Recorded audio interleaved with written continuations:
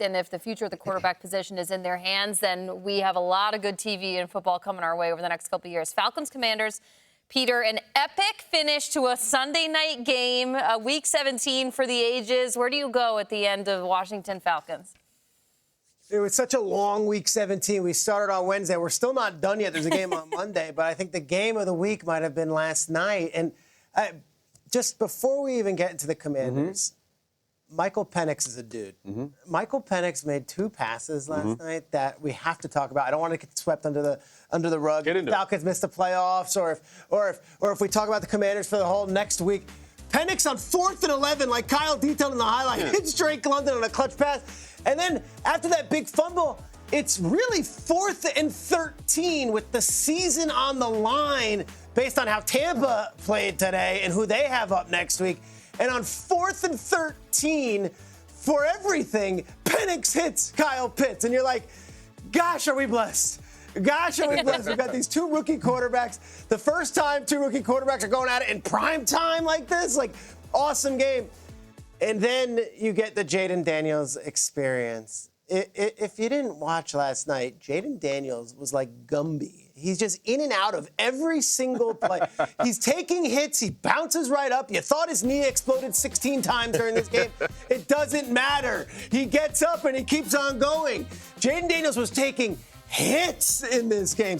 Guys, he ran for 127 yards on 16 carries, but he also threw for 227 with 3 touchdowns. And then this one, Justin Simmons is like, okay, I can't hit you. Okay, out of the read option here. Simmons, boom, we're going to nail you here. The big plays at the end, though, are what matters. So it's in overtime. This is the one I wanted to show because it's A.J. Terrell's got him, and Simmons like, you know what, enough already. I'm going to nail him, and I'm going to knock it. He doesn't.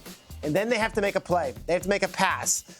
And Jayden Daniels threw a touchdown in the last 30 seconds of his 5th different game this season as a rookie. This was the 5th game he threw a touchdown pass in the last 30 seconds of a game in his first season. I'll end with this. They've got 11 wins. It's the first time they've done it since 1991. They clinch a playoff berth in front of that home fan base that has been so scarred and so tarnished over the last 2 decades. Take a moment. It's Monday morning. Washington fans, you don't have to sweat out Week 18 unless you want to talk about playoff seedings, which we will. And Washington can still make a major jump if they want to or fall back with a loss. Jayden Daniels, you are a stud. Michael Penix, you are as well. Yeah, Michael Penix, definitely a stud. He showed some things for sure. Jayden Daniels, the Washington Commanders, let that sizzle. It's sizzling in my spirit because they're going to be in the playoffs, and they showed something to me in this game. I mean, I want to talk about the fact that, you know, you look at the fact that their top wide receiver, McLaurin, was taken out of the game essentially by A.J. Terrell, who just kind of shut him down. But that didn't panic Jayden Daniels. He goes, all right, cool. How about you, Olamide? Yes, Olamide Zaccheaus. He went out there, and he actually had a game out there. And I love the way they utilized him. You bring in pressure. You saw the Falcons bring in pressure. No problem. We got Olamide right there. The Nigerian Nitro is who he is because he was so explosive. They used him on the fly sweep. He was used in so many different ways. He was like a Swiss Army knife, and I loved his ability to make big plays and explosive plays. We saw him get in the end zone twice. One of them got called back because of that holding penalty, but he was dangerous. This was the gift coming from the Eagles that they didn't know that they had or needed with this wide receiver core. You have Noah Brown out. You had another wide receiver out, but Olamide steps up in a big-time way, and I thought he was a key factor in them being able to move the ball. 4th down situations, they went for it several times actually for 4th down, and you saw that Olamide was that guy that was standing up in 4th down. So yeah. Man, listen, we witnessed some amazing ball last night. We had a rebirth of last year's Heisman candidates, right? We had the Heisman winner versus the Heisman backup, right? The runner-up.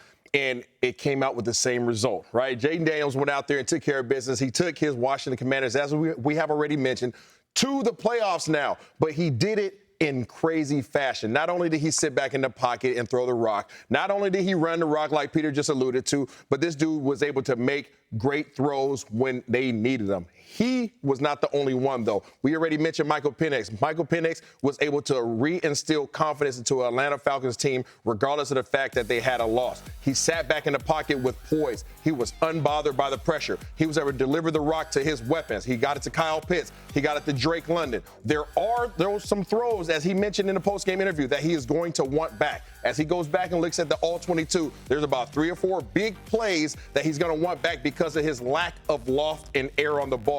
That is something that he will address. That's something that he will get fixed. He has 6'4" and 6'6" weapons out there that he has to give these guys ability to go out there and make plays. He will get that fixed, and these guys will be okay.